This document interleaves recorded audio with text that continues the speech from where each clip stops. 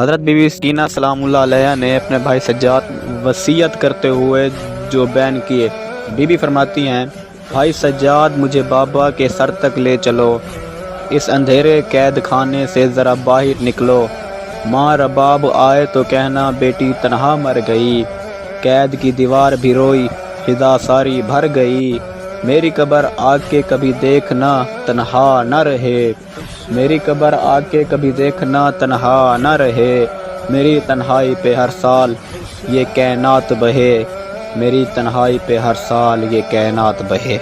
مجھے بالوں سے پکڑ کے ہیں تماچے